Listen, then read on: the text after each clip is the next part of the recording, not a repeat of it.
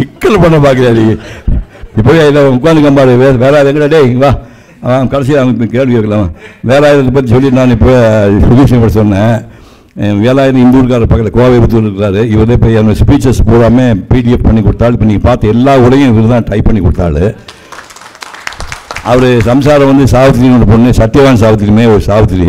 அவர் சொல்லியிருக்கிறான், சிவகுமார் அக்காவை பார்த்தோன்னா அதுக்கு ஒரு கோயில் கட்டி சிலை வச்சு கும்பிடணுன்னு. ஏன்னு கேட்டால் 87 பொம்பளை காலையிலேருந்து பொழுது தடவிட்டு வந்து வீட்டுக்கு வந்து படுக்கிறான். அவங்க கூட 3 குழந்தை பார்த்துக்கணும். கடவுளியான நினச்சி பாருங்கள், எப்படியெல்லாம் யோசிக்கிறார் பொம்பளைன்னு நினச்சி பாருங்க. அந்த சாவித்திரியுடைய வீட்டுக்காரர் அவர் தங்கமான நாள். ஒரு 4 வாரத்துக்கு நீங்கள் தடுமாறிட்டு இருக்கீங்க. அவன் என் கூட 4 days ட்ராவல் பண்ணாள். அவன் என் தம்பி மாதிரி. நீ வாப்பா ஏதாவது ஓவரால் உனக்கு எல்லாமே தெரியும்னா கூட இந்த ப்ரோக்ராம் பார்க்கும்போது என்ன ஃபீல் பண்ணுற 4 வயசு சொல்லலாம். வா.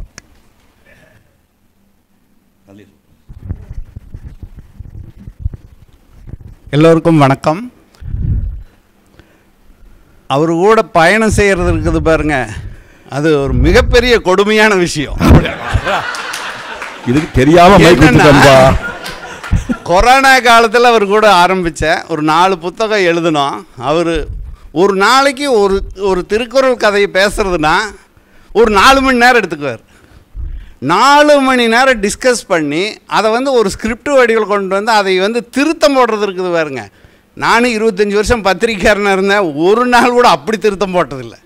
3 தடவை 4 தடவை ஒரு ஃபுல் ஸ்டாப் ஒரு காமா எதுவாக இருந்தாலும் திரும்ப திருத்தத்துக்கு வரும். அப்படி ஒரு ஆற்றல் அவர் வந்து எனர்ஜி நமக்கு கொடுத்தாருன்னு தான் சொல்லணும்.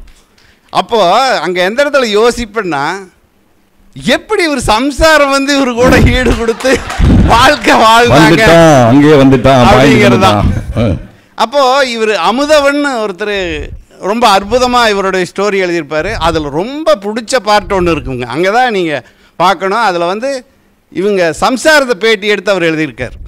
அதில் எந்த இடம் ரொம்ப எமோட்டிவாக இருக்கும்னா, வெள்ளிக்கிழமை விரதம் ஏதோ ஒரு படம் பார்க்க போயிருக்காங்க. அது வரைக்கும் அந்த அம்மா வந்து இவரோட சினிமாவுக்கே போனதில்லை. சினிமாவுக்கு போகாதனால தான் கல்யாணம் பண்ணிட்டாங்க.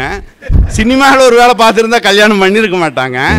கல்யாணம் பண்ண பின்னாடி அதுக்கு போயிருக்காங்க. அந்த ஜெயசித்ராவோட நெருக்கமாக நடிக்கிற சீன் வந்திருக்கு. அந்த இந்த படத்தை பார்க்கும்போது உங்களுக்கு எப்படி தோணுச்சு அப்படின்னு கேட்கும்போது அவங்க சொல்லியிருக்காங்க, அந்த வடச்சட்டியில் நெருப்பை போட்டு அப்படி நெஞ்சில் கொட்டுன மாதிரி இருந்துச்சுன்னா. இதுக்கு மேலே என்னத்தை சொல்கிறதுங்க. ரொம்ப நன்றி. ஓகே, மகிழ்ச்சி. அவர் பாரு ஆட்டோட நடித்தார். நிறைய அவமானங்கள் தாண்டி தான் வந்துருக்குறோம். சின்னப்பதாவர் அண்ணன் கொடுமுக்காத மனுஷன். அண்ணா யார் நடிக்கிறாங்கன்னா, ஆடு நடிக்கிறது, அப்புறம் சிபிஆர் நடிக்கிறது, அப்புறம் சிவகுமார்னு நடிக்கிறேன் அப்படின்னு சொல்லுவார். அப்போ நம்ம 3வது ராஜ் தான். வெக்கமெல்லாம் பட்டு பிரயோஜனம் இல்லை. சினிமாக்குள்ளே வைக்கப்பட்டு அங்கேருந்து வேலை நமக்கு.